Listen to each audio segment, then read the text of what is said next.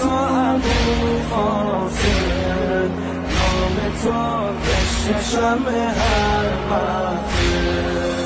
ای امید خیام آل الله، ای علمدار شاه بی همتا، مده تو بی شمار و اما من عاجزم قهرمان عاشورا، عاجزم قهرمان عاشورا.